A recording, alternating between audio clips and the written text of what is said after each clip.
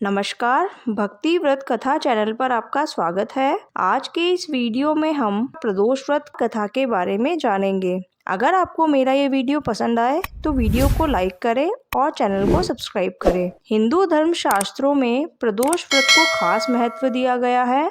हर महीने कृष्ण पक्ष और शुक्ल पक्ष की त्रयोदशी तिथि को प्रदोष व्रत रखा जाता है। इस दिन भगवान शिव के भक्त व्रत रखते हैं और प्रदोष काल में भगवान शिव और माता पार्वती की पूजा करते हैं। इस व्रत को करने से सुख और सौभाग्य की प्राप्ति होती है। रविवार को पड़ने वाले प्रदोष व्रत को रवि प्रदोष व्रत कहा जाता है। लंबी आयु और अच्छे स्वास्थ्य के लिए रवि प्रदोष व्रत करना चाहिए। आइए अब हम रवि प्रदोष व्रत की कथा को सुनते हैं। आयु वृद्धि, आरोग्यता या चाहो संतान, शिव पूजन विधिवत करो, दुख हरे भगवान। एक समय सर्व प्राणियों में हितार्थ परम पावन भागीरथी के तट पर ऋषि समाज द्वारा विशाल गोष्ठी का आयोजन किया गया। विद्वान ऋषियों की एकत्रित सभा में व्यास जी के परम शिष्य पुराण वेता सूत जी महाराज हरि कीर्तन करते हुए पधारे। सूत जी को देखते ही शौनकादि 88,000 ऋषि मुनियों ने खड़े होकर दंडवत प्रणाम किया। महाज्ञानी सूत जी ने भक्ति भाव से ऋषियों को हृदय से लगाया तथा आशीर्वाद दिया। विद्वान ऋषिगण और सब शिष्य आसनों पर विराजमान हो गए।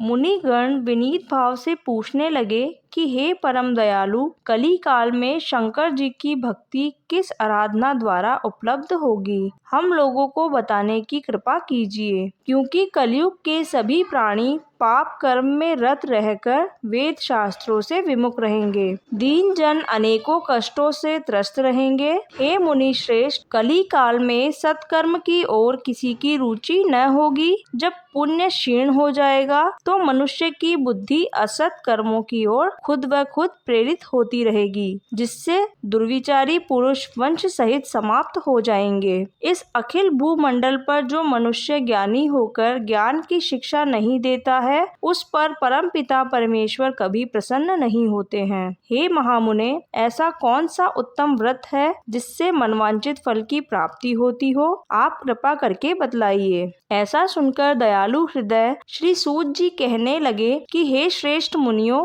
तथा शौनक जी, आप धन्यवाद के पात्र हैं। आपके विचार सराहनीय एवं प्रशंसनीय है। आप वैष्णव अग्रण्य हैं, क्योंकि आपके हृदय में सदा परहित की भावना रहती है। इसीलिए हे शौनकादि ऋषियों, सुनो, मैं उस व्रत को तुमसे कहता हूँ जिसके करने से सभी पाप नष्ट हो जाते हैं। धन वृद्धि कारक, दुख विनाशक, सुख प्राप्त कराने वाला, संतान देने वाला, मनोवांछित फल प्राप्त कराने वाला यह व्रत तुमको सुनाता हूँ, जो किसी समय भगवान शंकर ने सती जी को सुनाया था और उनसे प्राप्त यह परम श्रेष्ठ उपदेश मेरे पूज्य गुरु जी ने मुझे सुनाया था, जिसे आपको समय पाकर शुभ बेला में मैं सुनाता हूँ। बोलो उमापति शंकर भगवान की जय। सूत जी कहने लगे कि आयु वृद्धि स्वास्थ्य लाभ हेतु त्रयोदशी का व्रत करे। इसकी विधि इस प्रकार है। प्रातः काल स्नान कर निराहार रहकर शिव ध्यान में मग्न हो। शिव मंदिर में जाकर शंकर जी की पूजा करें। पूजा के पश्चात अर्ध पुण्य त्रिपुण का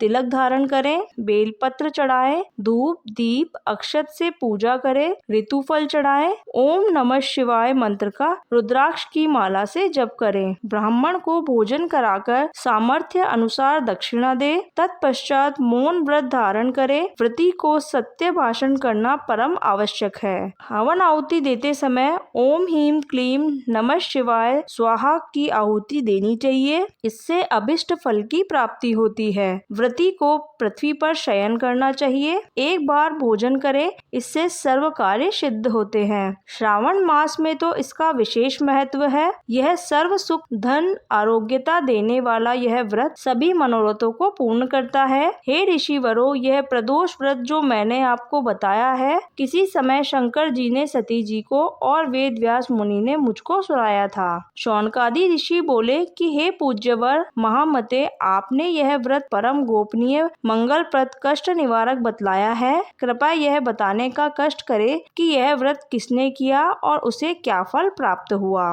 श्री सूत जी बोले कि हे विचारवान विद्वान ज्ञानियों, आप शिव के परम भक्त हैं। आपकी भक्ति देखकर मैं व्रती पुरुषों की कथा कहता हूँ। एक गांव में अति दीन ब्राह्मण निवास करता था। उसकी साध्वी स्त्री प्रदोष व्रत किया करती थी। उसके घर में एक पुत्र रत्न था। एक समय की बात है कि वह पुत्र गंगा स्नान करने के लिए गया। दुर्भाग्यवश मार्ग में चोरों ने उसे घेर लिया और वह कहने लगे, हम तुझे मारेंगे नहीं तो तू अपने पिता का गुप्त धन बतला दे।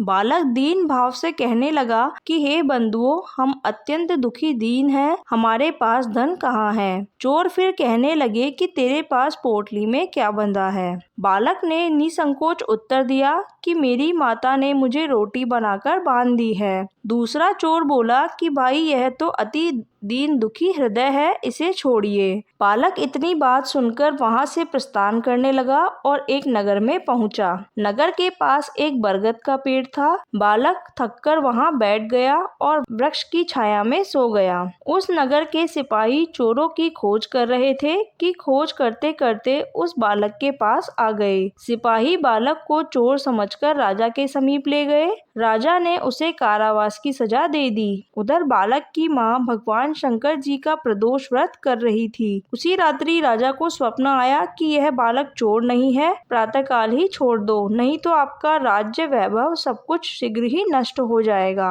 रात्रि समाप्त होने पर राजा ने उस बालक से सारा वृतांत पूछा। तब बालक ने सारा वृतांत कह सुनाया। वृतांत सुनकर राजा ने सिपाही भेजकर बालक के माता पिता को पकड़वाकर बुला लिया। राजा ने उन्हें जब भयभीत देखा तो कहा कि तुम भय मत करो, तुम्हारा बालक निर्दोष है। हम तुम्हारी दरिद्रता को देखकर 5 गांव दान में दे रहे हैं। शिव की दया से ब्राह्मण परिवार अब आनंद से रहने लगा। इस प्रकार जो कोई इस व्रत को करता है उसे आनंद प्राप्त होता है। बोलिए हर हर महादेव। अगर आपको मेरा ये वीडियो पसंद आए तो वीडियो को लाइक करें और कमेंट बॉक्स में हर हर महादेव लिखें। लेटेस्ट व्रत, त्योहार एवं कथाओं के वीडियो के लिए भक्ति व्रत कथा चैनल को सब्सक्राइब करें। धन्यवाद।